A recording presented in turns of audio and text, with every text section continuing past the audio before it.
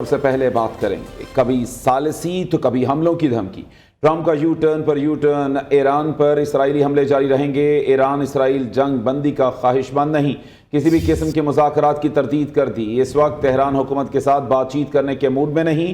امریکی صدر Donald Trump کی کینیڈا سے واپسی کے دوران صحافیوں سے گفتگو۔ کہا ایران کے پاس ایٹمی ہتھیار نہیں ہونے چاہیے۔ دنیا امریکہ کے بغیر بھی آگے بڑھ سکتی ہے۔ امریکہ دنیا کا احترام نہیں کرے گا تو سبق سیکھے گا۔ چین کے صدر شی جن پنگ کا واضح پیغام۔ ایران کے خلاف اسرائیلی جارحیت پر تشویش کا اظہار۔ کہا کسی ملک کی خود مختاری، سلامتی اور علاقائی سالمیت کی خلاف ورزی کے مخالف ہے۔ چین نے امریکی صدر پر ایران اسرائیل کشیدگی میں جلتی پر تیل ڈالنے کا الزام بھی لگا دیا۔ ترجمان چینی وزارت خارجہ کا کہنا ہے امریکی صدر تنازع کو بڑھاوا دینے میں مصروف ہیں۔ دھمکیوں سے مشرق وسطی میں امن قائم نہیں ہو سکتا۔ صورتحال کو پرسکون بنانے کے لیے سفارتی راستہ ہی واحد حل ہے۔ بیجنگ خطے میں کشیدگی کم کرنے کے لیے ثالثی کا کردار ادا کرنے پر آمادہ ہے۔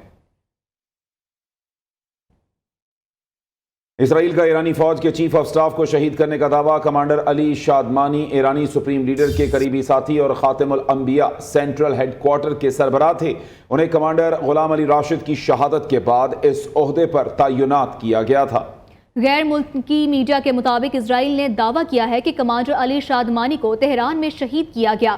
دوسری جانب اسرائیلی میڈیا کے مطابق ایران نے وسطی اسرائیل پر ایک بار پھر میزائل حملہ کیا ہے، جس میں 5 اسرائیلی زخمی ہو گئے۔ ایران کا آپریشن وعدہ صادق سوم، اسرائیل پر میزائلوں اور ڈرون سے تباہ کن حملے۔ تل ابیب اور مقبوضہ بیت المقدس دھماکوں سے گونج اٹھے۔ اسرائیلیوں کی دوڑیں لگ گئیں۔ موساد اور فوجی انٹیلیجنس سینٹر کو نشانہ بنایا گیا۔ حیفا ریفائنری مکمل بند، 3 اسرائیلی ہلاک، درجنوں زخمی۔ دیگر علاقوں میں بھی نقصان پہنچنے کی اطلاعات۔ کئی عمارتیں تباہ ہو گئیں۔ جنگ سے خوفزدہ اسرائیلی کشتیوں کے ذریعے ملک سے فرار ہونے لگے۔ ایران اور اسرائیل کے ایک دوسرے پر میزائل حملوں کے بعد سائبر حملے۔ اسرائیلی T V channel 14 live programme کے دوران مبینہ طور پر ہیک۔ جرمنی کے سابق سربراہ ایڈولف ہٹلر کی آواز چلا دی گئی۔ براہ راست نشریات کرنے والا اینکر ہکا بکا رہ گیا۔ اسرائیل کا بھی ایران کے سرکاری بینک پر سائبر حملہ۔ آن لائن سروسز متاثر ہونے سے صارفین کو پریشانی کا سامنا کرنا پڑا۔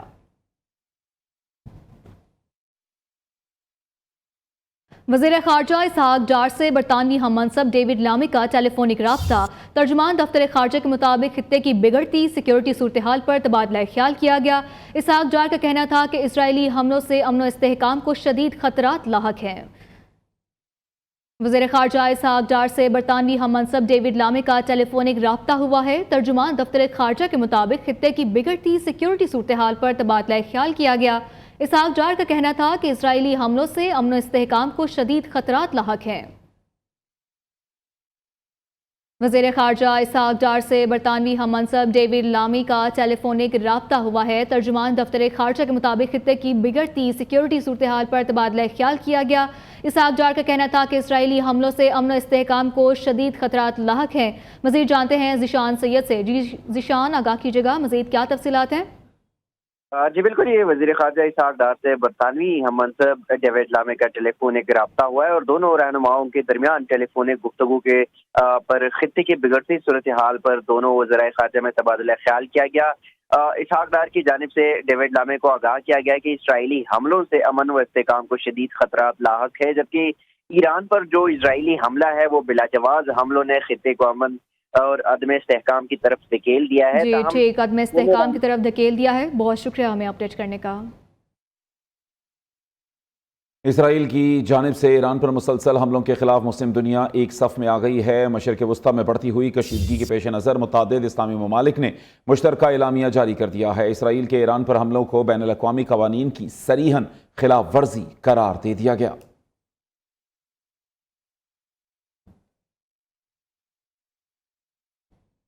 پاکستان کا ایران میں سفارتکاروں کے خاندان کو واپس بلانے کا فیصلہ۔ سفارتی ذرائع کے مطابق اشد ضرورت نہ ہونے والے سفارتی اہلکاروں کو بھی واپس بلایا جا رہا ہے۔ تاہم تہران میں پاکستانی سفارت خانہ کام جاری رکھے گا۔ مشہد اور زاہدان میں بھی پاکستانی قونصل خانے میں کام جاری رہے گا۔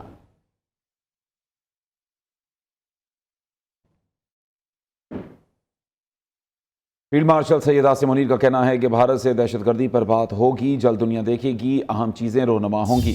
واشنگٹن میں پاکستانی کمیونٹی سے خطاب میں فیلڈ مارشل کا بھارت کے خلاف فتح کا کریڈٹ لینے سے گریز، آپریشن بنیان مرصوص کی کامیابی کو معجزہ قرار دیا۔ کہا اگلے 5 برسوں میں پاکستان تیزی سے ترقی کرے گا۔ ISPR کے مطابق اوورسیز پاکستانیوں نے فوج پاکستان کی کارکردگی کو خراج تحسین پیش کیا۔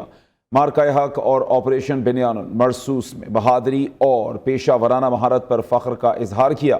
مزید تفصیلات اس رپورٹ میں۔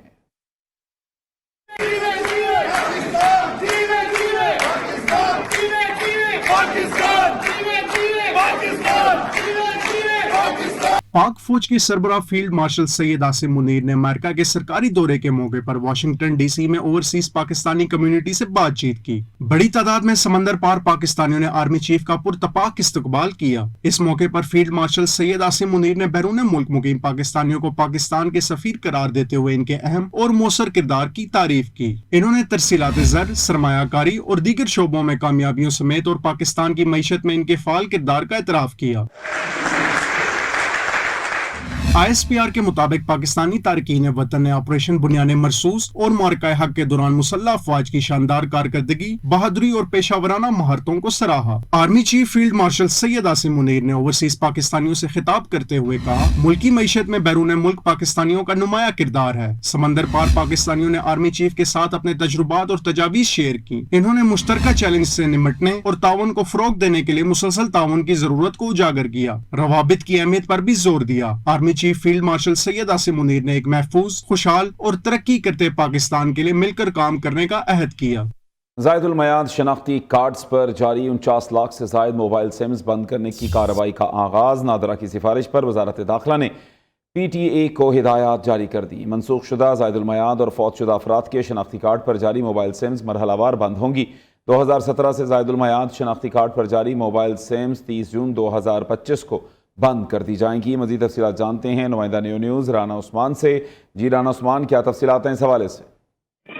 جی بالکل، زیادہ المیعاد شناختی کارڈ پر جاری شدہ 49 لاکھ سے زائد موبائل سم بند کرنے کی کارروائی کا آغاز کر دیا گیا ہے۔ نادرا حکام کی جانب سے یہ بتایا گیا ہے کہ نادرا کی سفارش پر وزارت داخلہ نے PTA کو ہدایت کر دی ہے، جس میں منسوخ شدہ زیادہ المیعاد فوت شدہ افراد کے شناختی کارڈ پر جاری موبائل سم مرحلہ وار بند کی جائیں گی۔ 2017 سے زیادہ المیعاد شناختی کارڈ پر جاری موبائل سم 30 جون 2025 کو بند کر دی جائیں گی، جبکہ 2018 میں زیادہ المیعاد ہونے والے شناختی کارڈ کی موبائل سم 31 جولائی کو بند کی جائیں گی۔ جی ٹھیک، بہت شکریہ، آپ نے تفصیلات سے آگاہ کیا۔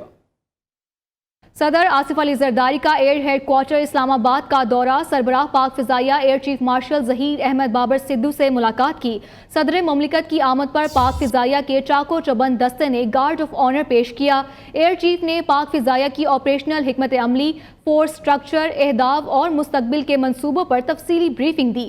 صدر مملکت نے پاک فضائیہ کے افسران اور جوانوں کی پیشہ ورانہ مہارت، غیر متزلزل عزم اور جذبے کو زبردست خراج تحسین پیش کیا۔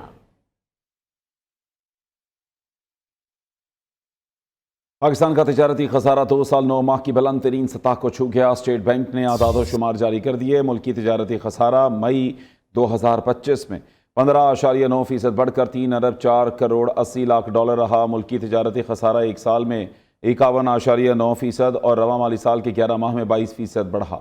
اس حوالے سے مزید جانتے ہیں نیو کے نمائندے کاشف منیر سے۔ جی کاشف منیر، کیا اعداد و شمار سامنے آئے؟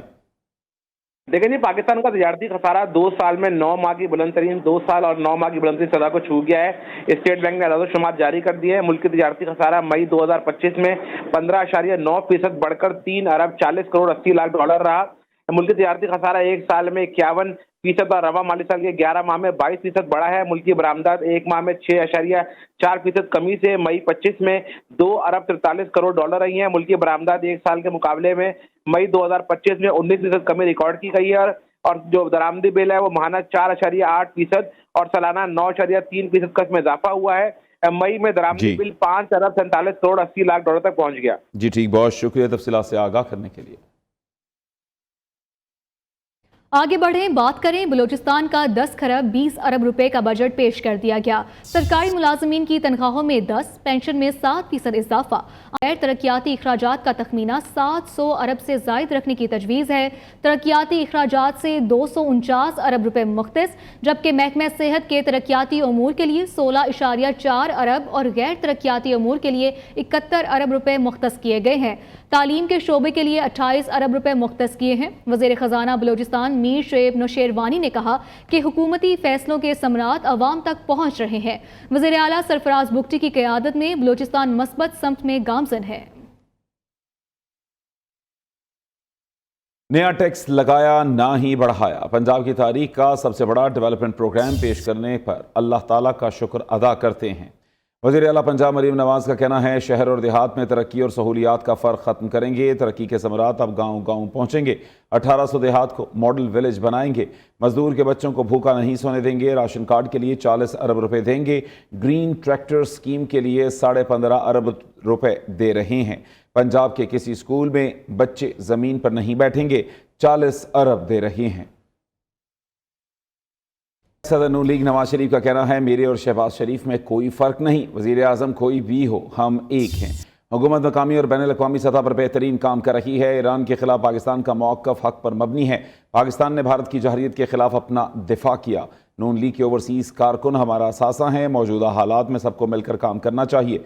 ज़राए के मुताबिक नवाज शरीफ लंदन से कल पाकिस्तान के लिए रवाना होंगे।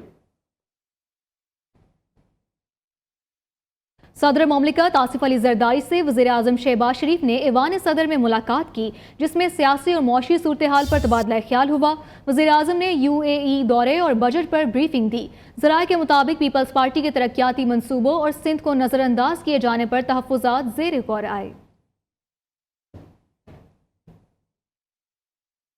पानी PTI ने एहतजाजी तहरीक 2 हफ्तों के लिए मौखर कर दी। अडयाला जेल के बाहर मीडिया से गुफ्तगू में नौरीन खानम का कहना था, मानी ने कहा कि आलमी हालात का मुल्क पर असर पड़ेगा, सब पाकिस्तानी इस वक्त मुत्तहिद होंगे। भाई ने कहा कि शहबाज शरीफ ने ये चौथा बजट पेश किया। गरीब के हालात बहुत बुरे हो गए। सारा टैक्स तनख्वाहदार तबका दे रहा है। 33 लाख तालीम याफ्ता लोग 3 साल में मुल्क छोड़ कर गए। खैबर पख्तूनख्वा में जो बजट पेश हुआ है वो मुशावरत के बाद पास होगा। मौसम के हवाले से खबर शामिल करें तो मुल्क के बेशतर इलाकों में मौसम गर्म और खुश्क, जबकि मैदानी इलाकों में शदीद गर्म रहा। ताहम जनूब मशरकी सिंध, शुमाल मशरकी बलूचिस्तान, कश्मीर, बालाई खैबर पख्तूनख्वा और गिलगित बल्तिस्तान में चंद मुकामात पर गरज चमक के साथ बारिश हुई। ज़्यादा से ज़्यादा दर्जा हरारत जैकबाबाद, मोहनजोदड़ो 46, तुर्बत, नौकंडी और दादू में 45 डिग्री सेंटीग्रेड रिकॉर्ड किया गया। महकमा मौसमियात ने 18 से 21 जून के दौरान मुल्क के बेशतर मैदानी इलाकों में शदीद गर्मी की पेशगोई कर दी है। न्यूज़ स्टूडियो से अब तक के लिए इतना ही। आप देखते रहिए न्यू न्यूज़।